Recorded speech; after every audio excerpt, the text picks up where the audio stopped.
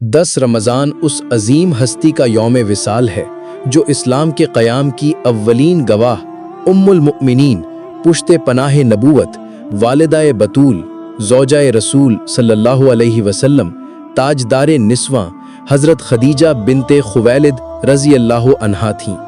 آپ جنت مکانی، تبلیغ دین میں معاون و مددگار، سفر و حضر میں رفیقہ رسول، محبوب خدا صلی اللہ علیہ وسلم کی دلجوئی کرنے والی، زخموں کی مرہم اور امت کے غم سے بوجھل قلب مصطفیٰ صلی اللہ علیہ وسلم کی تسکین کا سبب بننے والی تھیں۔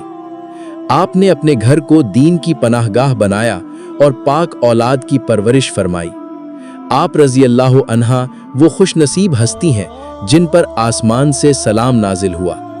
آپ نے حضور نبی اکرم صلی اللہ علیہ وسلم کی رفاقت میں سب سے طویل عرصہ تقریباً 25 برس گزارا۔ آپ کی حیات مبارکہ میں رسول اکرم صلی اللہ علیہ وسلم نے دوسری شادی نہیں فرمائی۔ آپ نے اپنے خاندان اور قریش کے معزز لوگوں سے حضور صلی اللہ علیہ وسلم کے فضائل سنے۔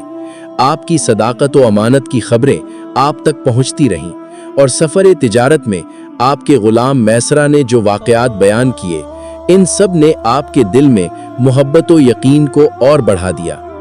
پھر آپ نے خود نکاح کا پیغام بھیج کر قیامت تک کی عورتوں کو یہ پیغام دیا کہ رشتہ عزت، بصیرت اور بلند انتخاب کے ساتھ طے کیا جاتا ہے۔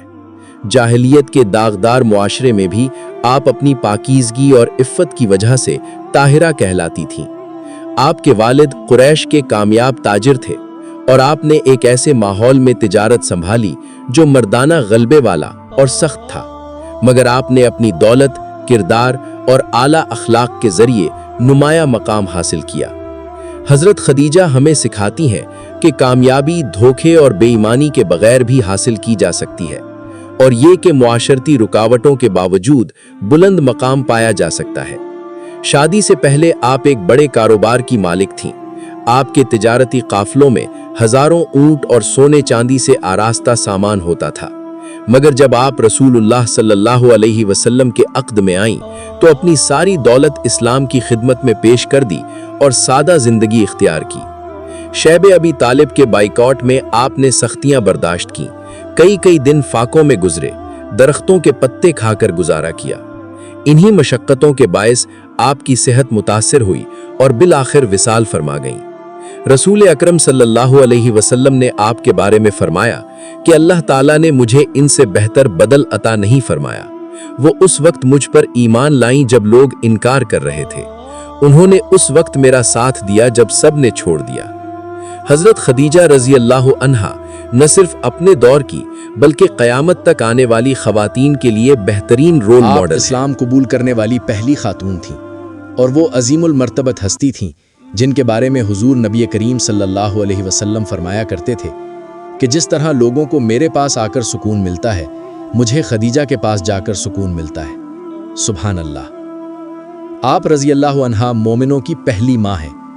قرآن مجید کی سورت الاحزاب آیت نمبر 6 میں اللہ تعالیٰ فرماتا ہے کہ نبی مومنوں کی جانوں سے بھی زیادہ قریب ہے، اور نبی کی ازواج مومنوں کی مائیں ہیں۔ اس اعتبار سے سیدہ خدیجۃ الکبریٰ رضی اللہ عنہا تمام اہل ایمان کی ماں ہے۔ اسلام سے پہلے کے دور میں بھی آپ پردہ، پاکیزگی اور سچائی کی پابند تھیں۔ آپ ایک عظیم تاجر کی بیٹی تھیں اور والد کے انتقال کے بعد خود تجارت سنبھالی۔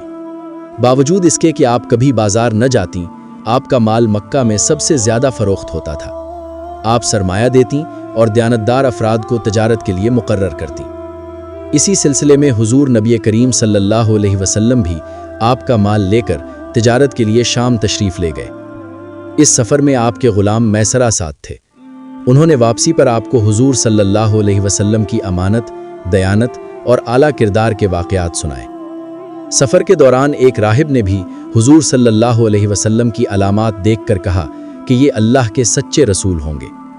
تجارت میں اس سال غیر معمولی نفع حاصل ہوا۔ سیدہ خدیجہ رضی اللہ عنہا پہلے 2 بار بیوہ ہو چکی تھیں اور بڑے بڑے سرداروں کے نکاح کے پیغامات رد کر چکی تھیں، مگر جب حضور صلی اللہ علیہ وسلم کی سچائی اور عظمت کا حال سنا تو نکاح کی خواہش ظاہر کی۔